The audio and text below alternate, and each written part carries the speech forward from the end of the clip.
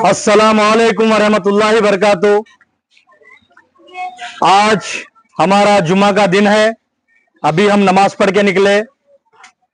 हम सारे शहर हैदराबाद के मुसलमान और सारे तेलंगाना के मुसलमान आज हम बहुत ही नाराज है और हम नमाज में अल्लाह से दुआ करें और हम साथी बदुआ भी करें। दुआ इस बात की करें कि अल्लाह हमारे साथ खैर का मामला करे। आने वाले वक्त में हमारे पीढ़ियों के साथ, हमारे मासूम बच्चों के साथ, हमारे बुजुर्गों के साथ, मुसलमान अवाम के साथ अल्लाह खैर का मामला करे, दुश्मनों के शर से हमको बचाए। और बदुआ इसलिए करे, उन लोगों के लिए बदुआ करे जो मुसलमान के खिलाफ बहुत बड़ी साजिश चल रहे, जो बहुत बड़ा प्लान कर रहे, बहुत जो उनके साथ जो हमारे मुनाफिक है उनके लिए भी हम बदुआ करें जो उनका साथ दे रहे। तो आपको समझ में आ गई होंगी कि मैं बात किस मुद्दे पर कर रहा हूं। मैं बात कर रहा हूं वक्फ जायदाद की, वक्फ बिल की। शायद तुम भूल गए, तुम प्लान यहां कर रहे, लेकिन सबका प्लान करने वाला ऊपर बैठा है रब्बुल आलमीन। तुम्हारा प्लान 4 दिन का है, लेकिन ऊपर वाले का प्लान दुनिया और आखिरत का है, जो लामहदूद जिंदगी आखिरत में। क्या जवाब दोगे अल्लाह को? उन मुनाफिकों से मैं कहना चाह रहा हूं, आज वक्त बिल रात में 1:30-2 बजे पास हो गया पार्लियामेंट में। आने वाले वक्त में आप हमारे मस्जिदों को, हमारे खानखाहों को, हमारे कब्रिस्तानों के ऊपर राज करके क्या साबित करना चाहते हैं? सुन लो मुसलमानों, सुन लो नौजवानों, सुन लो सारे हिंदुस्तान के मुसलमानों को मैं एक पैगाम दे रहा हूं। खास करके शहर हैदराबाद के नौजवानों को मैं एक पैगाम देना चाह रहा हूं यहां से।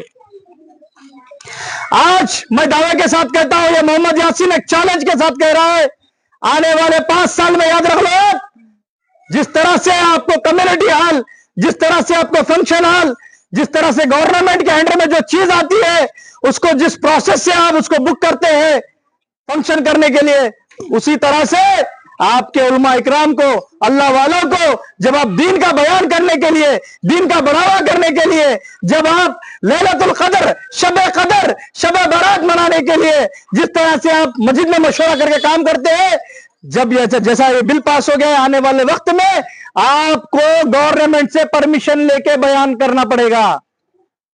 मिसाल के तौर पे मैं दे रहा हूं आपको, ये मुजम्मिल साहब है, मौलाना साद साहब है, और भी अल्लाह वाले हैं।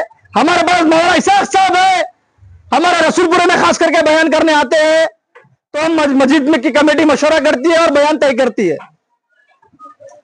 आने वाले वक्त में जब गवर्नमेंट अंडर में रह लेंगे तो आपको पहले गवर्नमेंट से परमिशन लेना पड़ेगा कि कितने आदमी है, कौन सी मस्जिद है, कौन से मौलाना का बयान है।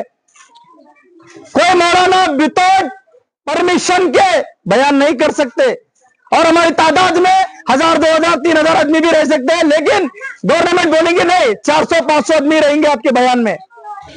आपके ताकराते हैं रमजान में, ठीक है मनाओ, लेकिन 12 बजे मस्जिद को ताला डालो। ये हमारे डर सता रहा। जमीन लेना है ले लो, उसका जवाब अल्लाह को दे दो। वक्त का मतलब क्या समझ रहे? वक्त किसी के बाप की जागीर नहीं है, वक्त ईसा सवाब के लिए दिया जाता है, जिसका इस्तेमाल गरीबों के लिए किया जाता है। लेकिन यहां पे सबसे बड़ी कमजोरी, सबसे बड़ी गलती हमारे कायदीन की भी है, क्योंकि उसको सही इस्तेमाल नहीं करे। अगर इस्तेमाल करते तो आज हमारे नौजवान बच्चे घरों में बैठे हुए नहीं रहते थे शादी के लिए। आज हमारे माँ बहना, हमारे नौजवान बच्चे बुरखा पहन के मस्जिद के सामने भीख नहीं मांगते थे, वो भी अच्छा एजुकेशन देते थे। आज हमारे बच्चे जो है जेलों में नहीं सड़ते थे। कहां जा रहा माशरा? मैं आज कह रहा हूं, mister prime minister, mister prime minister, आप हिंदुस्तान के प्राइम मिनिस्टर हैं, लेकिन हिंदुस्तान आपका नहीं है साहब। रहम कीजिए मुसलमानों पे। कब तक सियासत के नाम पे बांटोगे काटोगे हमें? मुसलमानों को मैं जगाना चाहता हूं, अगर अपने हक के लिए आवाज नहीं उठाएंगे तो आगे चल के आप अपनी मर्जी से मस्जिद में नमाज भी नहीं पढ़ेंगे, ना आजाद दे सकेंगे। मैं सारे उलमा इकराम को भी यहां से गुजारिश कर रहा हूं सारे अल्लाह वालों को, सारे मुसलमानों को, अरे फिरकों के लिए तो ऐसे बयाना करते, इन्हें वो फिरके का, इन्हें वो मस्जिद में चले गया, इन्हें अला, इन्हें पला। आज हमारी मस्जिदें छीने जाने की कोशिश चल रही है, हमसे हमारा हक छीना जा रहा है। ताक रातों का मतलब क्या है? जब तक रात के 10 दिन रहते तो मस्जिद रात भर खुली रहती, 5 वक्त अज़ान दिया जाता है। लेकिन आने वाले वक्त में बिल पास हो गया, इसके पीछे की साजिश को समझिए, इसके पीछे के प्लान को समझिए। आने वाले वक्त में आप लाउड स्पीकर में अज़ान भी नहीं दे सकते। क्या उत्तर प्रदेश बनाना चाह रहे हैं?